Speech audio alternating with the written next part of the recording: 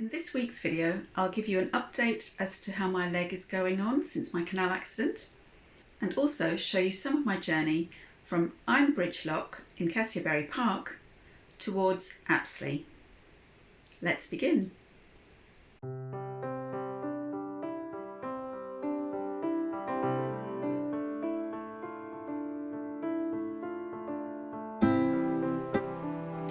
Seven weeks ago, I fell in the canal and got my leg caught in the propeller. Those of you who've been following me will know my journey so far, but I thought I'd give you an update as to what's happening with my leg and my recovery. So I was discharged from hospital 6 weeks ago, and I was using walking frames to get around and not putting any weight on my leg to speak of, really.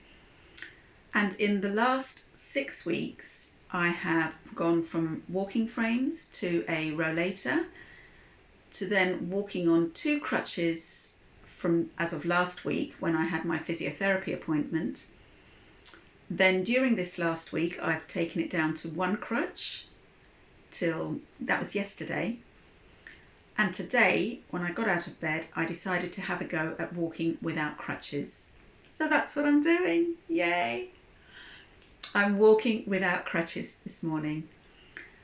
The physiotherapist has said that when I can walk without walking aids, I can then consider driving. So that will have me being mobile again and independent.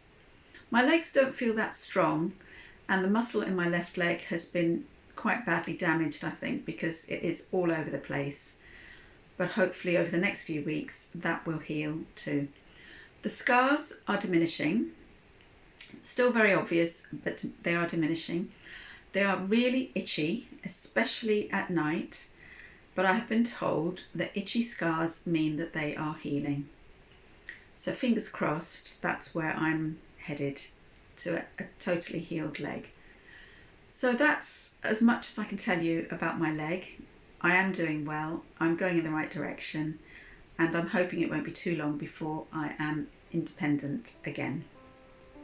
Now on to day 2 of our cruise from Untitled Chapter towards Apsley.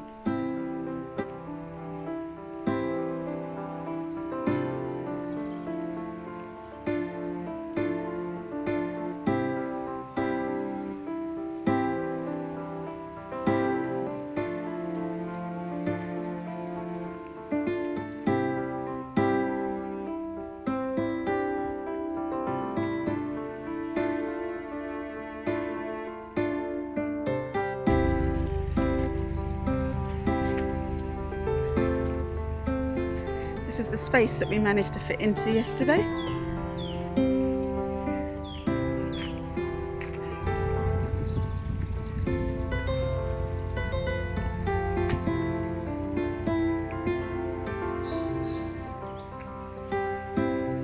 So here we are, day 2, leaving Untitled Chapter mooring.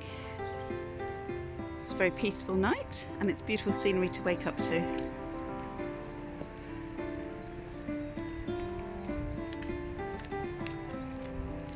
Now I'm going to walk down to the next couple of locks and set them for Peter, and he's going to start cruising. And here we go.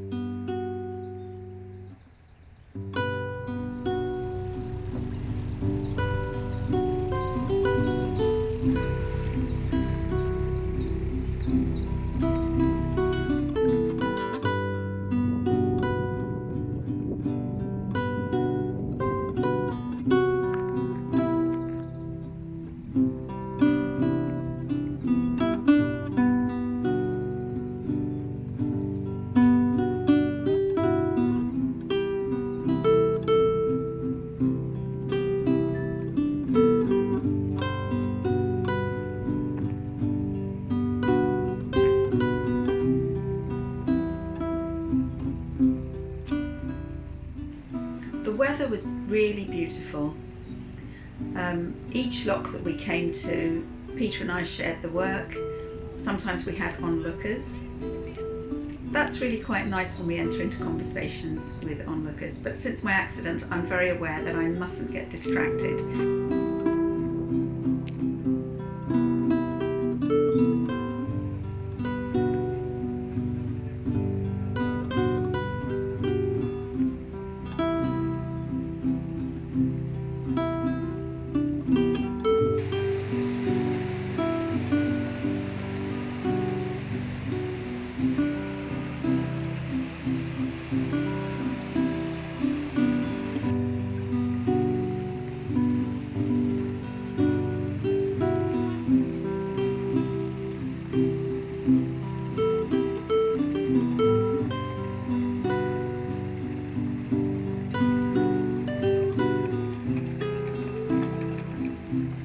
So each lock that we came to, Peter and I worked them together for the most part. The weather was beautiful and we just got into a rhythm.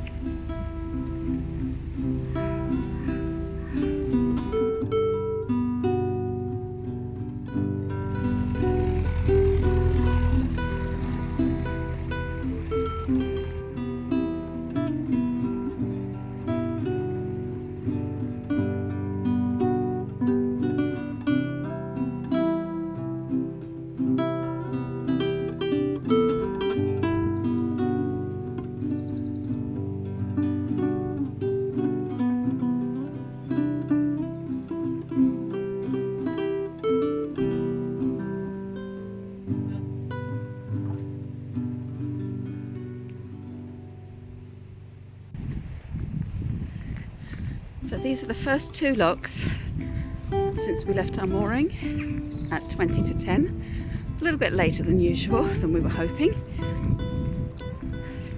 And as you can see, Peter is quite a dab hand at getting in and out of locks on his own. However, with two of us to manipulate the paddles and the gates, it does make things a little bit easier, a little bit quicker. There are various methods of getting out of your boat as a single-handed boater at the lock. Some people favour the lock ladders.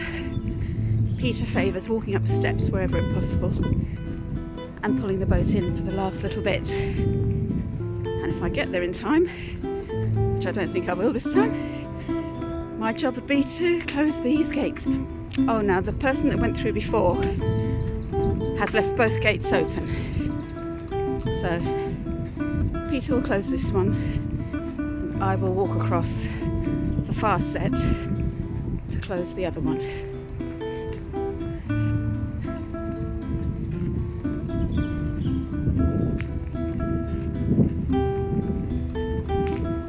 I'll go across and close the other one. Okay.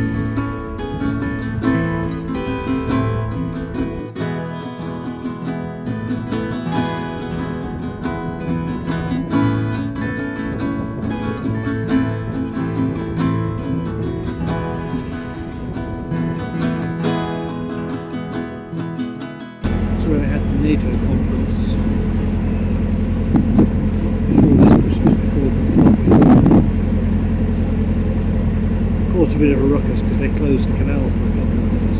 Alright. Not only that, they published when it was going to be closed, and everyone was busy sort of positioning, and then they suddenly shut it 48 hours earlier with 2 hours matches.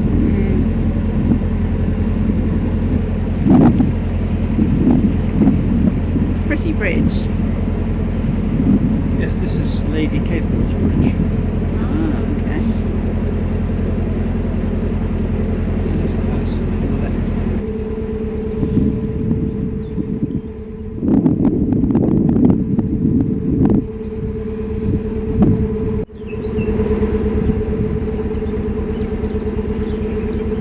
And here we are at Lady Capel's bridge. Very pretty. Very nice.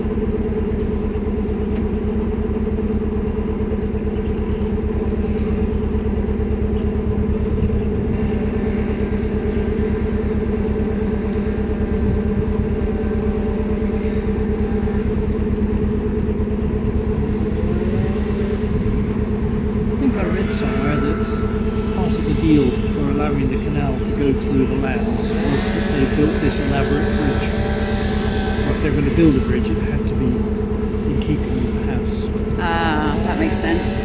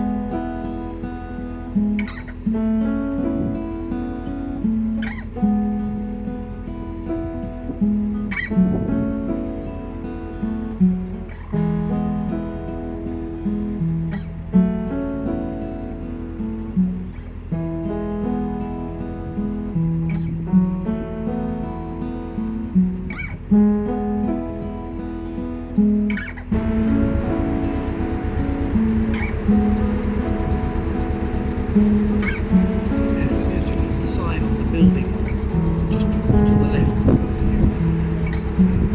about smoke from stoves on boats.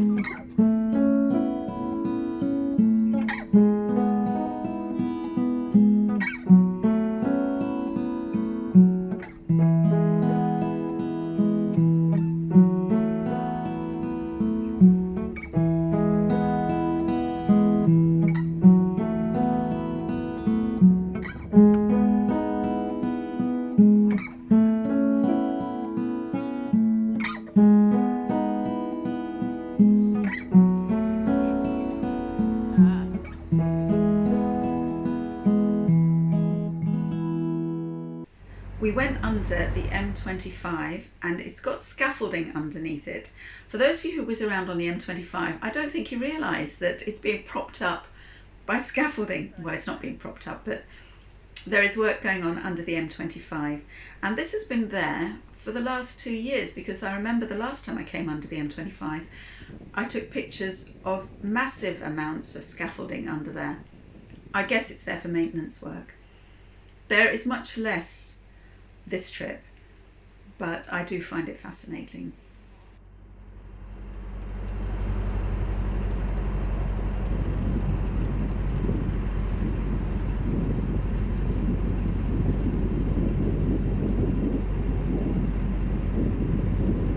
So if you ever wondered what the underneath of the M25 looked like, this is it. You've got scaffolding holding it up.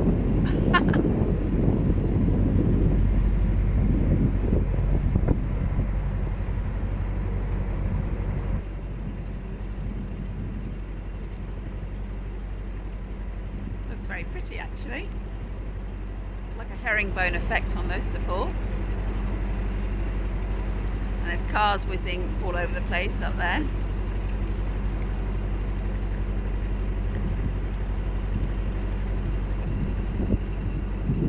There's more scaffolding.